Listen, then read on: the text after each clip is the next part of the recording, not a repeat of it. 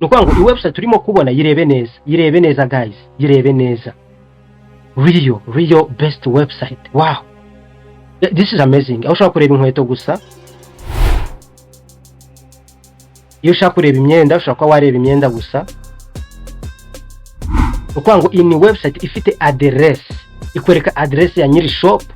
Nuko ngo ni website ikubwira ko to delivering ibintu mu gihe gito, ikubwira ko ibicuruzwa byacu n'umwimerere bifite ubuziranenge. Ni website ikubwira ko uhabwa ubufasha bwuzuye ako kanya, delivery nako kanya. Noneho ikindi cyihuse, ikintu gitangaje hano nuko iyo washimye product imwe muri izi ushobora guhita ukora iki, wandikira nyiri shop. Twashizemo WhatsApp yanjye, dukanze kuri button yashise kusana hehe kuri WhatsApp yanjye neza ngo ndashaka kugura luxury bomber jacket rufite igiciro cya 55,000. Iyi website, iyi message ntabwo ari wowe yanditse, ni website, ni system yanditse automatically. Umukiriya nawe ashobora guhita yandika ibyo wenda bijyanye n'ibyo ashaka, ariko ukora ko automatically system isimwandikira iki. Wow, this is amazing. So iyi rero niyo website tugiye gukoresha AI. Ariko nk'aba web developer ndabereka uburyo none ushobora kuba waraningira website yawe muri machine yawe, ukayidownloadinga, ukayishira hehe, ukaba washira website hehe muri machine yawe. Nushake ntubuzi coding, ni ibintu byoroshe. Wenda kwereka akantu agenda write editing. Iyi website nziza cyane mu gihe kitarenze umunota. Without saying more, let's start guys, let's go. Hello, Muraho, Neza, Ikaze kuri MITECH Rwanda YouTube channel, the home of digital solution and home of technology. Uyu munsi tugiye kurebera hamwe uburyo ushobora gukora website y'igitangaza mu gihe kitarenze umunota umwe. So iyo tuvuze mu gihe kitarenze umunota umwe, I know all of you, something that comes in your mind is AI. Yes, tugiye gukoresha AI. Ari AI ikora website mu munota umwe kandi iri free, no premium, nta kwishura, iri free. Aho wowe icyo ukora ari ugutegura prompt yawe, kuko murabizi gukoresha AI bisaba gutegura prompt neza. Uko iyo high prompt nziza iguhereza result nziza, iyo high prompt iri generic cyangwa se prompt iraho ngaho n'ubundi nayo guhereza result iraho ngaho. So now iyo tugiye gukora rero website ni system. Niba tugiye kubwira AI katwubakira system, ni ikintu tugomba kubanza gutegura. Ugomba kubanza kumva iyo system yawe, warangiza ukayandika, ukayitegura, ukayiplaninga neza muri prompt, ukabona kuyihereza iyo AI.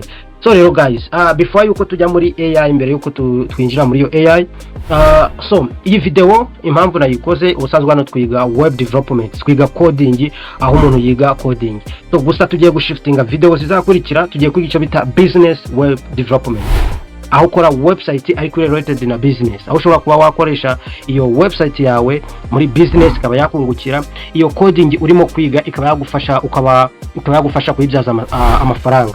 So now uyu munsi product tugiye gukora ni aba businessman. So ni aba businessman, niba umuntu afite business, ngiye kukwereka uburyo ushobora gukora website yawe, kuko hari abantu benshi umuntu arajya arabafite business, yatekereza website, yareba umudeveloper amubwira ati website yawe turayikorera 500,000, turayikorera miliyoni, iratwara miliyoni 2, iratwara 200,000. So ariko uyu munsi noneho tugiye kurebera hamwe uburyo ushobora kubaka website ya business yawe mu gihe kitarenze iminota 2. Guys, mbere yuko dutangira website, ndashaka ngo abanyeshuri, kuko abantu mfite hano benshi n'abanyeshuri, ndashaka mumaze mwumve iki kintu. Niba ushaka kwiga web development, ukazaba mu web developer, ukaba mu software developer, ushobora kubaka system, ushobora kumva system yayo yose, I don't recommend you to use AI. Koresha AI urimo kwiga, urimo kwiyungura ubumenyi.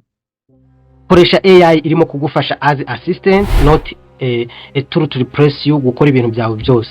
Ikindi, hano tugiye gukoresha AI, muragenda mubibona. Iyo uzi coding bigufasha kuba wakweditinga iyo website yawe, bigufasha ibintu byinshi, bigufasha nubwo iyo AI yaguhereza final best product, ariko nanone iyo izo code AI guhaye, iyo uzizi neza, bigufasha kuba wowe wakora system yawe neza. Ikindi, AI kuri backend ntago iri best neza cyane, ariko kuri frontend biragaragara ko AI imaze kuba powerful.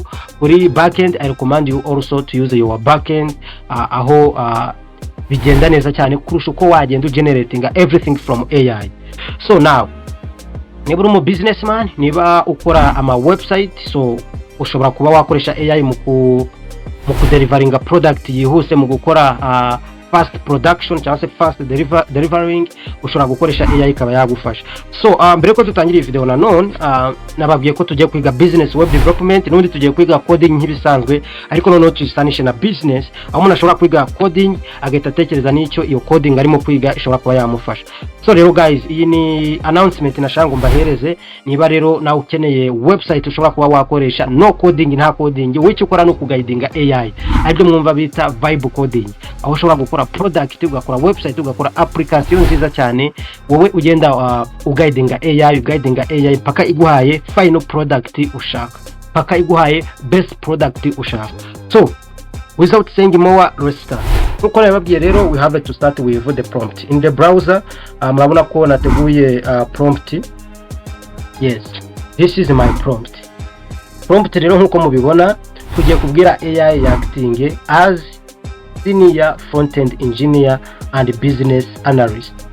So acting as senior front-end engineer nkuko nababwiye, AI ni nziza gukora ku gice cy'imbere, gukora kuri gukora ku gice kidakenera backend cyangwa se kuri website ifite frontend gusa. AI ni nziza cyane pe, ntekereza ko nta n'umuntu ushobora kuba wayicomparinga, ni nziza cyane 100%.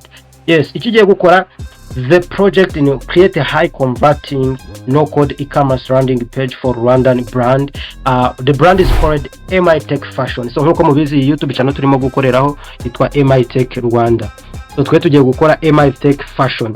So mbere yuko ariko dukomeza, niba ariho wagera kuri YouTube channel, like, subscribe, share na comment. Yes, tech stack ni skills igiye gukoresha single file containing HTML, CSS na vanilla JavaScript. Noneho kuma icons cyangwa se mu kurinkinga ama CSS n'ibiki irakoresha icyo bita CDN. Now ntaraja kuri iyi AI tugiye gukoresha, even na AI nyinshi cyane zirimo zirakoresha ama modern frameworks. Nita duhereza single page ya HTML, CSS na JavaScript. So I think for you nko kuba businessman nta nubwo mukeneye kurirwa muramenye ibi bya HTML na CSS na JavaScript, wicyo ukora nuko ugenda uguidinga iyo AI yawe. Gusa ni byiza ko unabimenya, nubimenya ni byiza cyane. Ikindi iyo ushaka kubimenya, hari abantu benshi banyishura nkaba nabikwigisha mu gihe gito. Iyo ufite amafaranga udashaka kuba kuko nka hano tumaze hafi more than 2 months turacyari kuri HTML, barako mba nkora gake bitewe n'ibindi bintu ndimo gukora ku ruhande. So ubwo rero iyo ushaka mbikwigisha neza kandi mu gihe gito uraza ukanyishura nkaba nahita mbikwigisha. So let's go guys. Igiye ku design yacu ko website yacu bimeze, ngomba kubi looking premium, dark luxury, aesthetic, background ngomba kuba ifite dark blue, ngomba kuba ifite yellow and gold text, mu gihe text yacu ngomba kuba ari umweru, ari white. Yes, layout nkuko mubibona iraba ari responsive grid glassmorphism effect on the navbar. So now nukwango grid ni uburyo bw'ama grid aho tuntu tumeze nk'ama cards. So muragenda mubibona, typography iraba ari clean and modern sans serif font turakoresha icyo bita sans serif. No structure navbar turadufite logo ya MITECH iri hejuru. Ikindi turadufite hero section, nukwango navbar turadufite MITECH Fashion as navigation bar iri hejuru. And then ikindi muri hero section, so now muri hero section turadufite icyo bita red banner with headline ba umusirimu na MITECH. So nukuvuga turadufite muri hero section turadufite like red banner igaragaza nyine ko ducuruza imyenda, and then cyase igaragaza ko website yacu ari ibijyanye no kwambara cyase stylish. Noneho haraba hari text yitwa ba umusirimu na MITECH cyangwa se be stylish with MITECH. And then turadufite iyo bita call to action button yanditseho ngo reba ibicuruzwa ushobora kuba wa viewing product. Ikindi turadufite filter button aho ushobora kuba wareba imyenda cyangwa se byose ukabirebera hamwe, cyangwa ukareba inkweto gusa bijyanye n'ibyo ushaka. Ubwo turimo turareba ku muyuza uzakoresha website yacu. Ikindi turadufite turatangirana na product 12 product, aho turadufite 6 sneakers cyangwa se inkweto 6, imiguru inkweto 6. Turadufite icyo bita 6 jackets cyangwa se ubwoko bw'imyenda cyangwa product z'imyenda 6. Turakoresha bita press holder images from press hold, nuko images zacu ziraturuka muri press hold. And also turadufite icyo bita product card, nuko website yacu bikozwe muri product card ways. Aho turadufite image, munsi harimo title, and then harimo na price, ariko nanone akaba hari na WhatsApp button. This is what we call automation. Aho umuntu hano no kwango niho logic iri. Kwango concept iri hano. Kwango umuntu nashima product aratwandikira kuri WhatsApp. Now let's go with the critical function cyangwa se critical logic. Kwango kuri filter. Umuntu nakanda kuri filter, urugero nakanda nko ku nkweto arabona inkweto gusa. Nakanda ku myenda arabona product z'imyenda gusa. So now ibyo ngibyo turakora icyo bita JavaScript class manipulation. Ibi ngibi AI irabizahita bikora. Niba utari umukodamani utazi ibintu bya coding singombwa ngo wite kuri ibi, uwe ita kuri prompt.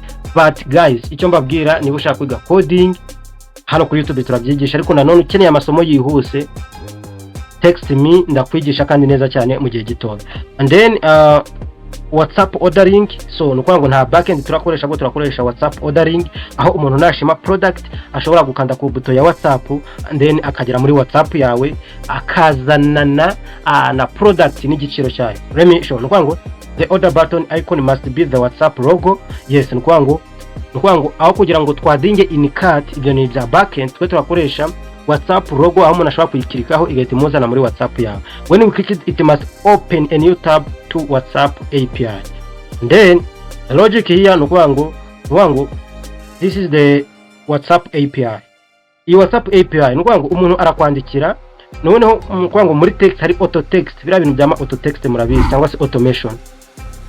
Auto text umuntu araza muri WhatsApp yawe afite iyi message, muraho ndashaka kugura, tuvuga urugero iyi product name niba ari urukweto, ndashaka kugura wenda urukweto rwa Nike wenda 250 ifite igiciro cya, I think you are understanding this. Muraho ndashaka kugura wenda urukweto wenda remise reka tuvuge rufite igiciro cya, hano haraba hariho price and then the price nuko hano hari product name, haraba hari nyine product name na hari price, haraba hari price na constant code must be in once. Ibi nibyo turi gutegeka AI kugendera. Now tumaze kumva uko website yacu irabimeze nkuko mubibona, ni e-commerce ijyanye n'ibicuruzwa by'imyenda n'inkweto. Noneho website yacu yitwa cyangwa se store yanjye yitwa MITECH Fashion. Now reka tujye kuri AI igiye kudukorera website. AI yacu rero igiye kudukorera website. Abantu benshi niba mwaragiye mugerageza AI nyinshi zikora ama website like za Lovable, urazikoresha bafite free premium ariko araho bagira bakakwishyuza. Iyi AI ngiye kukwereka ni international, ni best Google AI, aho igukorera ibintu kandi neza nta giciro. Ushobora gukora na product 1000 na website 1000 batakwishyuza. Na website yacu yitwa Google AI Studio. Wandika Google AI Studio urahita uyibona neza cyane. So urabona nuko link ni yingiye Google AI Studio, urahita uyikandaho. Na nkuko ubibona bazi yuko akenshi nuko iyi Google AI Studio ikorewemo ibintu byinshi cyane, ariko bazi ko automatically umuntu azana muri Google AI aje gucreatinga website cyangwa se application, ariko nuza ukareba neza nuza no kuri home ya Google AI Studio nkuko mubibona rero ushobora gukora harimo option yo kuba wakora Bridge AI apps. Hano nyine niyo option tugiye gukoresha, ariko urabona ko harimo kuba wachattinga n'ama models, harimo ku monitoringa usage, harimo gukoresha nyine iyi Gemini 3. Murabizi iyi niyo yahombeje na ChatGPT niyo yari yoboye, ariko biragaragara ko yagiye hasi. Ibi ngibi byose ni for free. Ikindi ushobora kuba wakoresha VO3 mu generating ama video. Ikindi ushobora kuba wakoresha nano bananas mu gukora ama imagery best. Ikindi ushobora no kuba wataninga audio ngo text into audio. Murabizi neza cyane. So we turaza hano muri Bridge apps. Now hano muri Bridge apps ushobora gukoreramo application cyangwa se ugakoreramo website. Icyo tugiye gukoreramo website. Now let's go. Turaza dufate prompt yacu uyikopiye, then icyo turakora turaza tuyipastingemo hano. Rebe ko imeze neza. This AI is going to act as a senior front-end engineer, twabonye, and business analyst kugira ngo idukorere neza cyane. now reka duhite tuburide. None iyo umaze kugezamo prompt yawe uraza ugakirika no kuri breed. Ukite kuri breed and then akazi kayo kaba gatangiye. Urabona ko yo akazi kayo gatangiye. Na hano irimo gucreatinga ya website yawe. Urabona ko yatangiye. So nko kuba web developer urabona ko irimo kutuzanira ama file arangizwa na .tsx. .tsx ni TypeScript. Ukuvuga ngo hano irimo gukoresha TypeScript. Ariko nanone urabona ko TypeScript muri React. Then ukeneye kwiga React.js, ariko wiga React.js ariko wamaze kumenya JavaScript. Ibi byose mfite abantu benshi mbyigisha, ntabwo bigoye. Urishura tugakoresha live icyo bita Google Meet cyangwa se Zoom, bakwigisha dukora n'ama practice n'ama project aho ugenda wumva ibintu kandi neza cyane. Nkuko mubibona rero website yamaze kuba irangira. Wow, this is amazing. Nkuko mubibona rero website yacu yamaze kuhagera. Wow, this is our website. Yes, murabibona neza cyane. Website yamaze kuhagera. Na kugira ngo tuyirebe neza turazana muri full screen. This is amazing. Umusirimu na MITECH urabona ko bimeze neza cyane. Gusa sinzi aka design niba karukinga neza, niba ibingibi tutabyegeza hasi hano hakazamo akantu kaga space. Urabona ko imyenda n'inkweto neza mu Kinyarwanda guys. Neza mu Kinyarwanda. Wow, this is amazing. So urabona ibicuruzwa byacu, inkweto, imyenda, urabona ko ibintu bimeze neza cyane. Wow, this is so nice.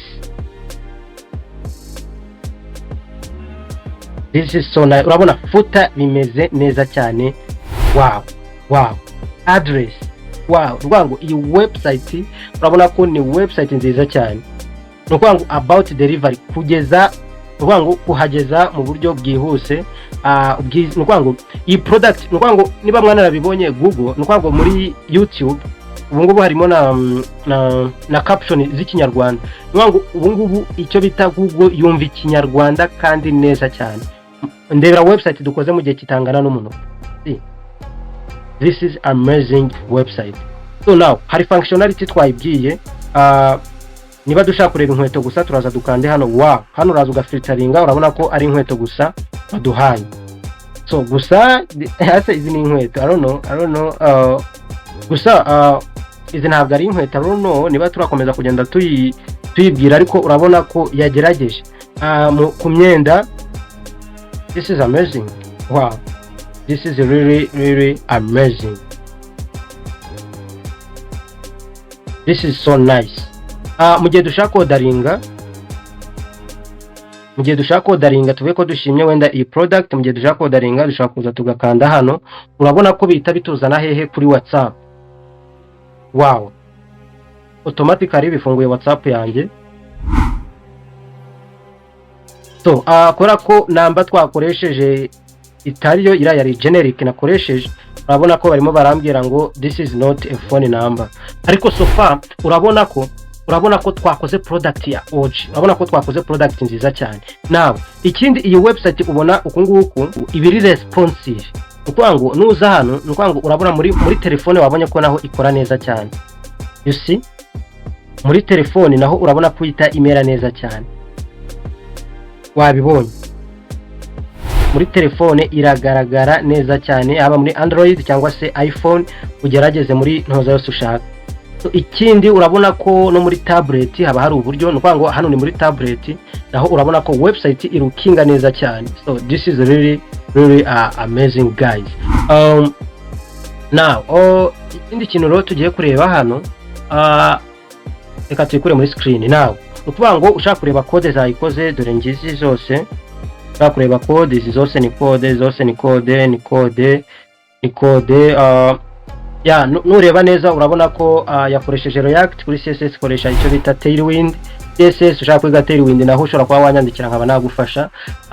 Noneho reba irindi banga riri hano, kwango iyi AI ahibera ya danje, nukwango ushobora kuba wa downloadinga code zawe, ariko nanone ushobora kuba washira code zawe kuri GitHub and then nanone ukeneye kumenya ibijyanye na GitHub ushobora kuba wanyandikira ariko ayo masomo yose nubwo tutarayageraho hano kuri YouTube nayo nzayazana hano as long as tugiye gushiftinga muri business web development ibi byose turagenda tubigeraho cyane. Ikindi nuko ushobora guhita udeployinga cyangwa se uhostinga website yawe ukiri hano gusa kubera ko hano hari aba web developer. Ikindi ushobora gusharinga, ushobora kuba washaringa iyi link ukayihereza uyu muntu mbere tuvuge urugero niba urimo gukorera umuntu website cyangwa se niba ari umuntu urimo gufasha ushobora kumusharinga iyi link mbere yuko mufata final decision akaba nawe yamanza kuyireba. So now ese iyi website twayishimiye reka nyisubize muri current size mode. So hano iyo website utayishimiye urakomeza hano ukayiguidinga ukayibwira ati let me say wenda hano icyo dushobora kuba twahinduraho ni ikihe.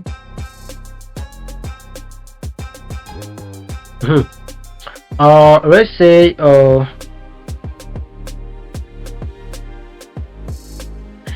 reka uyu mwanya uri hejuru tuwugabanye sorry tuwongere kugira ngo hano haze kubamo space. Let's say in the hero section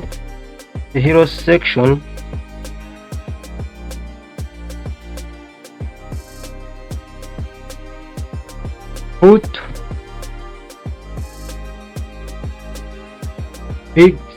big space at the top between the space between navbar and hero section. Let's go ahead. Now icyo tugiye gukora tugiye kumanura iyi text ije hasi kugira ngo igaragare neza cyane. Vuga ngo AI ubu ngubu yabirangije reka turebe niba yabikoze neza. Nzi niba ari network yanjye ndaba oh wow. This is what I was looking for now. Umusirimu na AI urabona ko iyimanuye. Wow. Let's see in full screen. Vuga ngo nari nyibwiye ko uyu mwanya uri hagati ya navigation bar ni hero section igomba kuba yamanuka. Urabona ko now website yacu imeze neza cyane. This is really amazing. So wowe urakomeza ukayiguidinga paka ubonye final product ushaka. So website yacu ari ingiyi. Now let me say let's add something. Niba ushaka tuvuge ko website yawe umaze kuyishima, wowe icyo ukora haba ari option nyinshi. Ushobora kuba wayihostinga, ushobora kuba washira code kuri GitHub, ushobora no kuba wadownloadinga app yawe. Ngiye rero ngiye kubereka uko ushobora kuba wadownloadinga app yawe ukayigeza hehe muri machine yawe. So turaza hano kuri download, yukanzeho automatically itayi downloadinga. Urabona ko already done. So turaza hano muri desktop. Now ya website yacu tumaze ku downloadinga ni ingi yitwa MITECH Fashion. Twebwe icyo turakora turaza extracting kuko bayiguhereza iri zipped. Turaza hano kuri extract all, right click extract all, extracting. Now niba extracted urabona ko irahita ifunguka gushya. So icyo dukora turareba iyi file ni yiri zipped, turaza tuyishyira aha ngaha. Noneho file yacu itari zipped tuze tuyifata. So uraza ufungure VS Code yawe cyase code editor ukoresha. Now hano website yawe uyifite muri machine and then tugiye kwa twayifungurira hehe muri VS Code, muri code editor. Now nuyigeza muri code editor, this is code editor, ni tuyigezamo turaza tuyifate tuyishiremo, dragging to opening the muri VS Code editor. So website yacu nigira muri VS Code editor.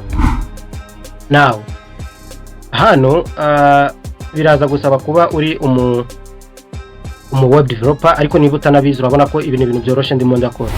So icyo dukora turaza hano kuri run and then turaza hano kuri terminal, dufungure terminal yacu.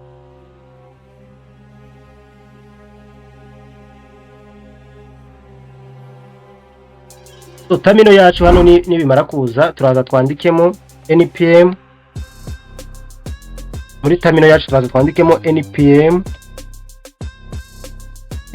install. Nukuvuga ngo iyi website yacu ntabwo wahita uyiraninga utari installinga ama dependencies. So nuza uraza hano muri terminal ya VS Code editor muri project yawe wandikemo npm install. Numara kwandika npm install kandi enter. So igiye ku installinga ama dependencies bishobora gutwara like 1 or 2 minutes bitewe na icyambere bishobora guterwa na automation. Icyambere bishobora guterwa na connection ufite biterwa. So now impamvu rero duhita tuzana website yacu nuko nidushaka gukoresha product zacu ntago everyday tuzakoresha product za AI. Niba nkeneye gushiramo inkweto zanjye nkeneye website yanjye ngo mbe nyifite ngeze ndayeditinga ndashiramo ibindi bintu byose nshaka sibyo. So now nkuko mubibona rero hano npm install yarangiye. npm install kimara kurangira urongera uze wandike ngo npm run dev. npm run dev nukanda npm run dev bahita ukanda enter. Nukanda enter barahita baguhereza link yo gufunguriraho ya website yawe iri muri machine. Urakandaho kuri ya link control ukandeho. Nukanda kuri control ugakandaho cyangwa ukaza ugakopia aka link ugakafungurira muri browser. Please hano muri browser urabona ko irimo gufunguka. Website yacu ni yingi iri muri AI. Reka turebe noneho website yacu. Na urabona ko nanone website yacu nuko ngo i website yacu ni iri muri machine, iyi localhost iri muri machine, right? Ukuvuga ngo hano irimo traviewinga neza noneho ya website yacu tuyifitiye hehe muri machine itari muri AI. So nuko mubibona rero hano harimo ama images, harimo ibiki. Urabona website yacu irimo irarukinga kuri laptop.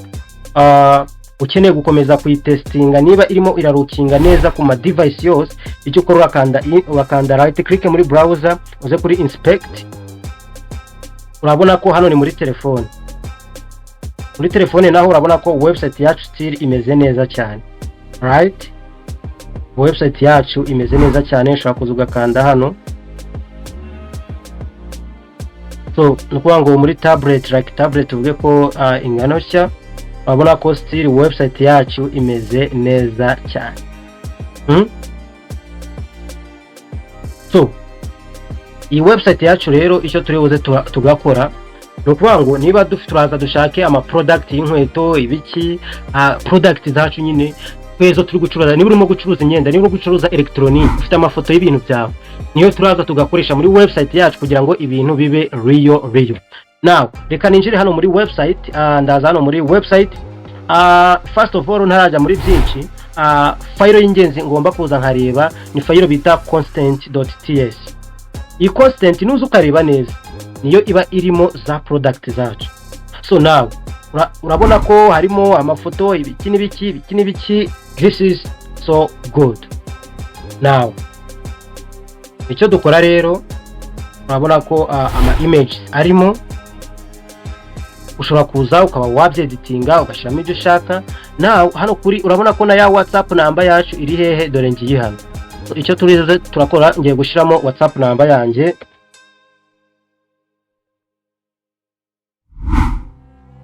Now so ibijyanye n'ama images rero kuba wabihindura n'ubundi ushobora kuba waza, hari website bita unsplash images. Nayo ni website ibaho ama free images, ni free images. Aho nazo ushobora kuba wakoresha ama images nta kibazo. So icyo ukora uraza hano muri ntuza ukaba wasearchinga, tuvuga urugero let's say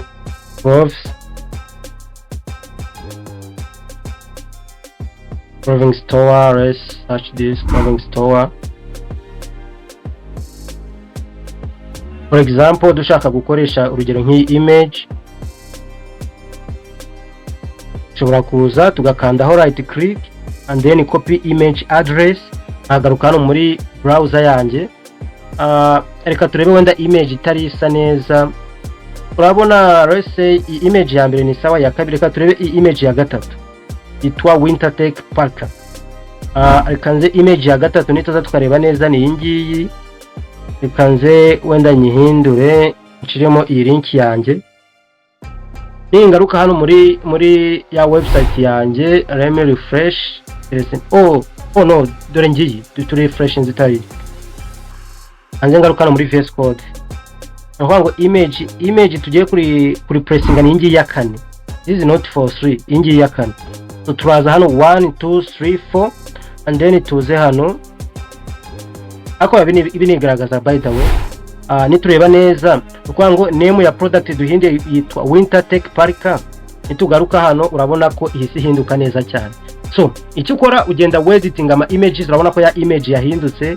Ushobora kuba waza editing n'iyi ngiyi, urabona ko this is not a clothes or a shoes. Uragenda editing aka website ukagire neza.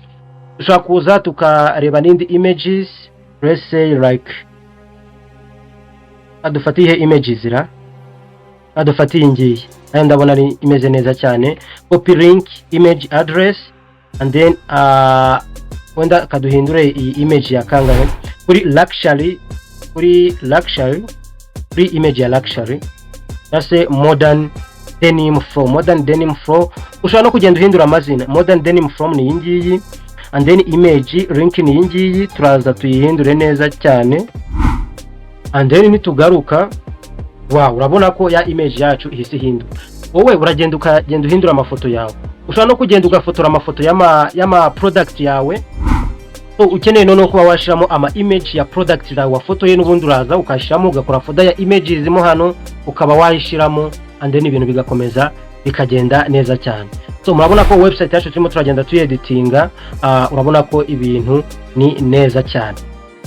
So now urabona ko ibyo ubona bitari gukora neza, ushobora kugenda editinga cyangwa se ugakomeza ukaguidinga AI mpaka igukoreye ibyo wowe ushaka.